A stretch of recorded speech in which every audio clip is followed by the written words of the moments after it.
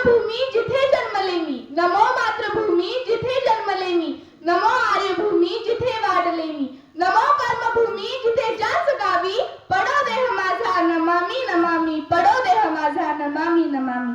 कित्येक लढ्या लढून, कित्येक आहुत्या देऊन, कित्येकांचे बलिदाने वाहून शेवटी अखेरीस हे स्वातंत्र्य आपल्या पदरी पडले. स्वातंत्र्य या शब्दाचा अर्थ फक्त तीच व्यक्ती समजू शकते ज्याने कधी गुलामगिरी पाहिली असेल, पारतंत्र्य पाहिले असेल. स्वातंत्र्याचे मूल्य शब्दात सांगता येणार नाही इतके मोठे आहे. आपण सर्वजण तर खूपच नशीबवान आहोत की आपण या स्वातंत्र्य भारतात जन्म घेतला. त्या बाकीच्या अडीअडचणी, त्या गुलामगिरीच्या, पारतंत्र्याच्या बेड्या आपल्या हातात घातल्या गेल्या नाही, याबद्दल आपण सर्वजण खूपच नशीबवान आहोत. मित्रांनो, भारत, इंडिया, हिंदुस्तान ही नाव फक्त तोंडावर आली ना तरी असं रक्त सळसळायला लागतं. आपली मान अभिमानाने उंचावते. जेव्हा तो तिरंगा आपल्या समोर फडकत असतो ना, तेव्हा आपल्या मनातील, प्रत्येकाच्या मनातील ती भावना, तो आदर्श पाहण्यासारखाच असतो.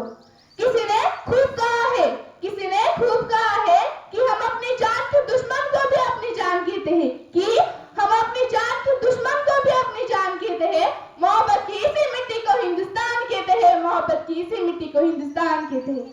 जो दुनिया में दिखाई दे उसे कहते हैं खामोशी, जो दुनिया में दिखाई दे उसे कहते हैं खामोशी, जो आंखों में दिखाई दे उसे तूफान कहते हैं, जो आंखों में दिखाई दे उसे तूफान कहते हैं. और ऐसा एक ही देश है, और ऐसा एक ही देश है जिसमें मेहमानों को भी भगवान कहते हैं, जिसमें मेहमानों को भी भगवान कहते हैं.